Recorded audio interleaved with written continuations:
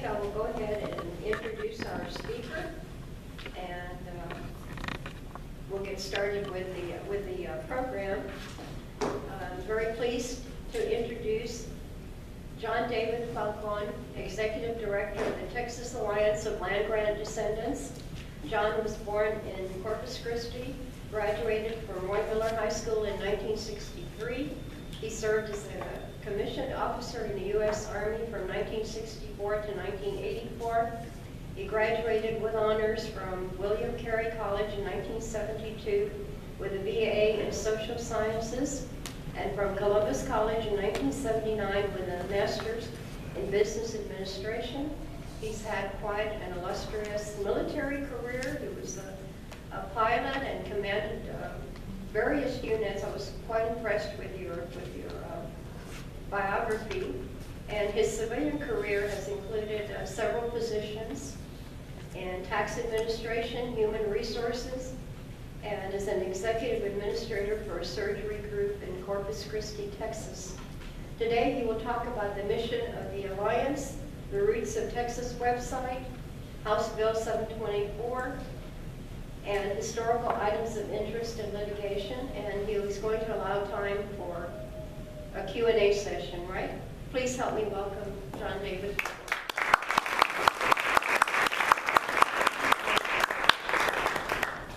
Thank you, Mary, for such a tremendous introduction. I'm not sure I can live up to that, but it's a pleasure. Folks, it's a pleasure to be here. I've been a Texan all my life, born and raised in Corpus Christi, the fifth of 6 children in a traditional Hispanic household. And I'm going to speak a little bit about that in a minute because I think a lot of what we do has to do with our traditions.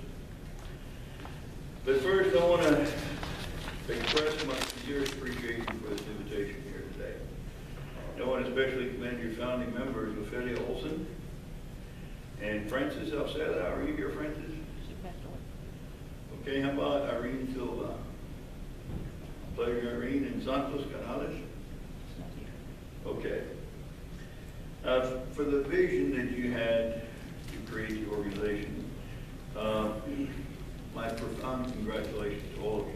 You've done a remarkable job of developing a living tool that serves the best interest of the Hispanic community. That I think you deserve a job well done. How many of you know Alcee Nettles? Anybody here know Alcee Nettles from the LaGuardia family?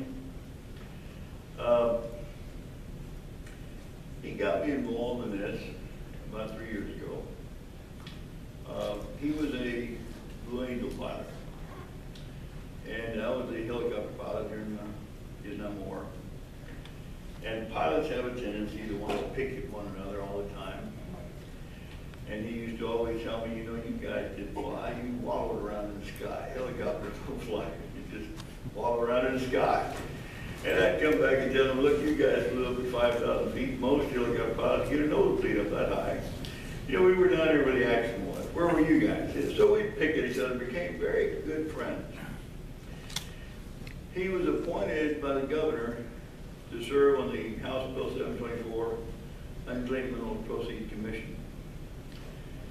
And he knew that I had done some research on my family background, which included the Falcon land grants. So he asked me to go speak at actually go testify before the commission. I had no idea what I was doing, so I prepared 5 minutes.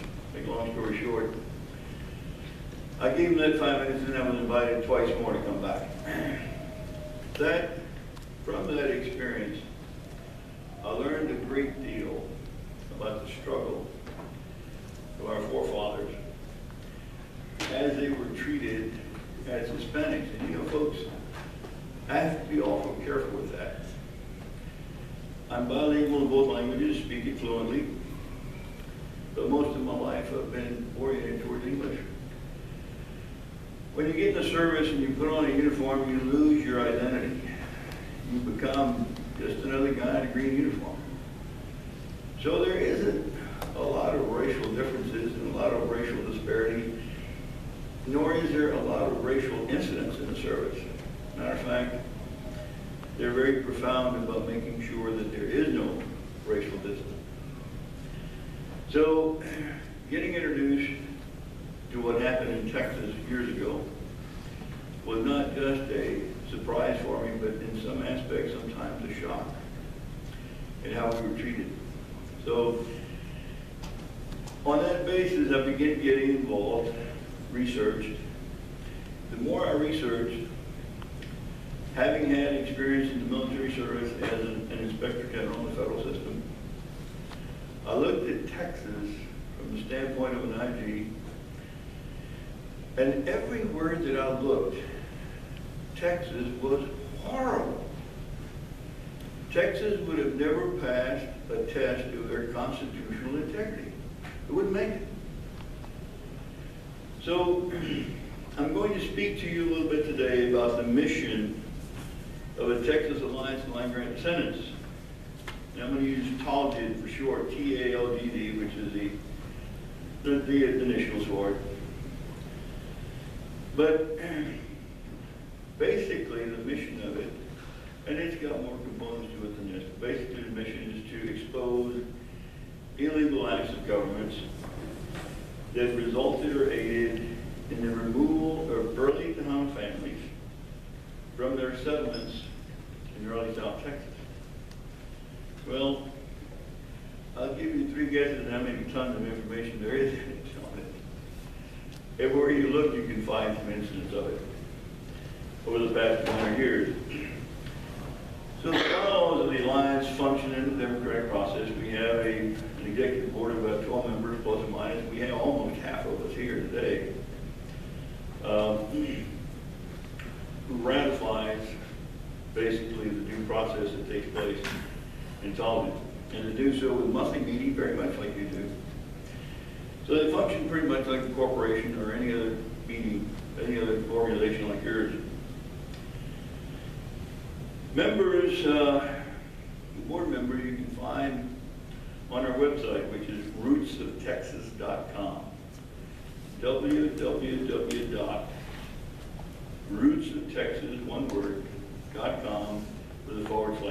And I think I've given that information to some of your officers, but if any wish to get some more on it, feel free to call me.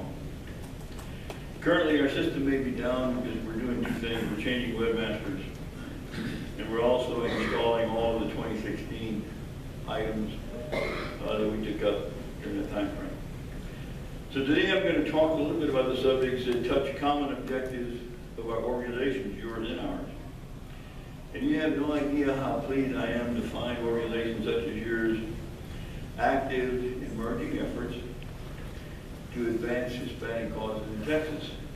It's long overdue. And in other states as well, but Texas specifically for us, because what happened in Texas is our main focus. Now, let me very carefully qualify something about it. We have come a long way in eliminating overt racism. You almost don't see it anymore. It made a lot of us very happy, especially from my generation, and as old as I am. But I'm going to touch on a few subjects in a minute that have popped up here recently that I think should be the focus of attention for most of us who are interested in trying to balance these things. So today I'm going to speak about these things that affect our common interests. Now, the way I see our being, I believe, and I think I can speak for most of my members, is the treatment of race of people in the past, how we've been treated historically in Texas. And one hears so much about this that, and there's a lot of good sources that document this story. Armando Alonso, anybody familiar with Down of Legacy? It's a great book. And among the best, in my opinion, is Paul Taylor. Anybody heard of Paul Taylor's book, An American Mexican Frontier? Folks, if you're interested in the subject, read Paul Taylor. It was a commissioned study from Berkeley. This guy was a PhD way back in the early 1900s. You cannot imagine the details that he presents in that book. So it gives you a very good chronological sequence of where we came from and how we got to where we are, which is important to all of us. But once again, the important thing is to keep things in balance. I'm going to say some things here today that may sound contrary to conservatism, and I want to qualify that too. You're looking at a strong, staunch conservative. Why? Because I believe in our form of government, and I believe that it should preserve what it provides for us, what it's provided for me, for our future generations as well, our children and grandchildren. So now I'm going to share some personal perspectives about that, okay? As I mentioned to you, the time is right to look forward into the future and what we need to do and why. Not that present organizations and present Hispanic leadership is not worthy. We've got some darn good organizations, and they've been around for a while. And excellent leadership like I see here, you guys. So it has nothing to do with that. It has to do with numbers, and I'm going to talk about that in just a minute. Because truly, it is a political method by which we have to subscribe and change any system or stabilize. Now, so that means that not only in population, we've achieved the population majority in 2016. Does everybody know that? Did you know that in 2016 we crossed the milestone in Texas and there's more Hispanics in Texas than there are any other race? Now, the big question is, how many of us vote and how many of us are registered to vote? That's a powerful message, folks. We have to all carry it as far as we can. That's important to what you're doing as well. Now, once again, I mentioned I was born the fifth of six children, and I was the oldest or the youngest for 9 years. I don't know how many of you are fluent Spanish or the idioms that we used to use, but I was called El Coyote, the youngest of the family. That was my title in the family. My mom, wonderful person, created a family unit that I long for. I don't see it too much anymore. My brothers and sisters took care of me like if I was a prince. I was the coyote. I was the young guy.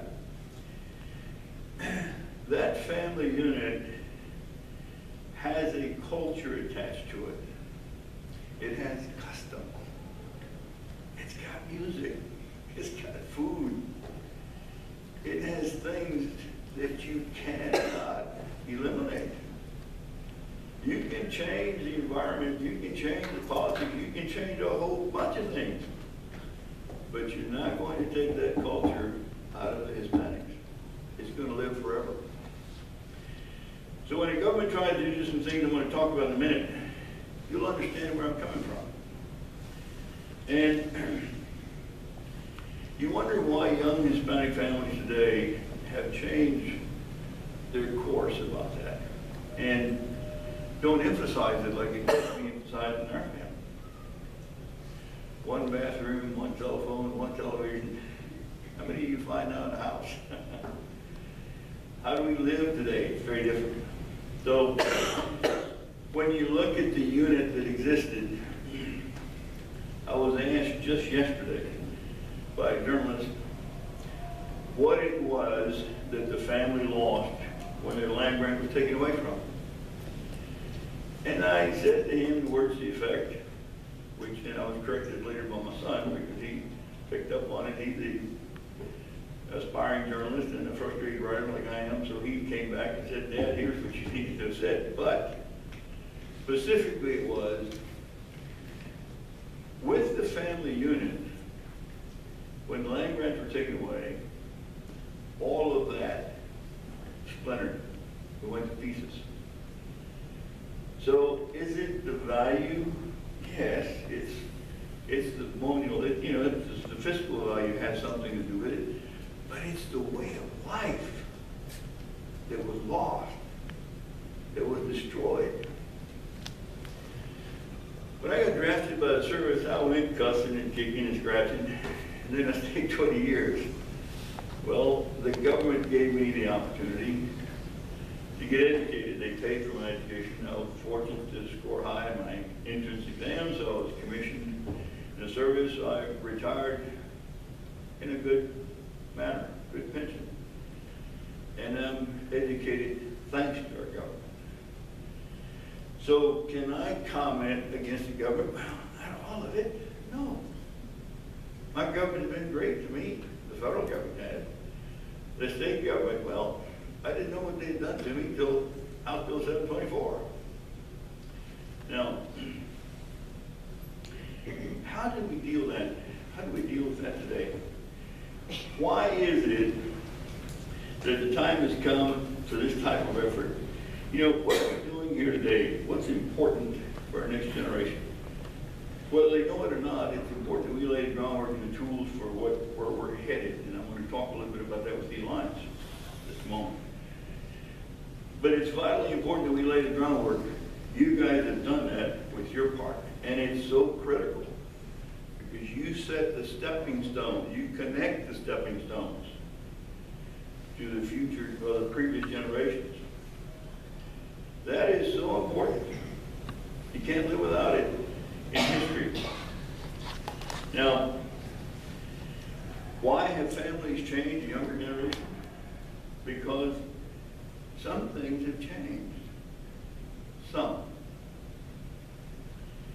But yet we still hear in the nation's highest rhetoric, in the political ecology, send them back to Mexico, deport them, build a wall, don't let them come in. I don't know if we're talking about building a wall all the way around the United States or just a certain part. My question, I guess, would be, why is it just a certain part? Let me cite an experience I had when I was in high school. And again, I have to be careful not to sound frivolous because I'm not. It's factual what I'm giving you. We had two high schools in Corpus Christi, Ray Miller High School and Ray. Roy Miller High School and Ray. Ray was predominantly Anglo. Miller was predominantly Hispanic. Fortunately for me, misfortune or good fortune, my dad bought some ground on the Ray district, so I went to the highfalutin school for a while. In my senior year, I fell in love with another Hispanic in Miller, so I transferred to Miller. But let me tell you, and I still have that same girlfriend. We've been married 50 years this last month.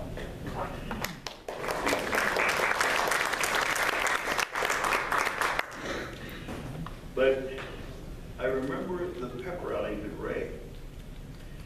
There was a very small contingent of Hispanics there, so we would all sit in one corner of the gym. The rest of the gym was prolific by Anglos. And when we were playing Miller, we'd hear chants like, hey, hey, ho, ho, send them back to Mexico, and then look over where we were and laugh. So that's overt racism. So I got a taste of it, and then I saw it in other places too. Worse came when I went into the service and I felt that everything had been, all of our races had been eradicated. But my name, Falcon, can be pronounced Falcon. And I spoke English without an accent, and I was relatively light complected back then. I'm a little darker now. But when people don't know that you're Hispanic, you very frequently hear things about Hispanics that you really don't need to hear. So I recognized that it's still there. Now let me take you to the core of it, okay? Thank God our society has grown up in that sense that most of it is gone. And I was very disappointed to hear the political rhetoric in our last presidential campaign because I felt it had been eradicated for some years. So I was kind of confused and kind of surprised that, I don't know, I'm not too sure it doesn't exist, doesn't still exist among contingency people. Okay? So, has all anti-Hispanic sentiment gone?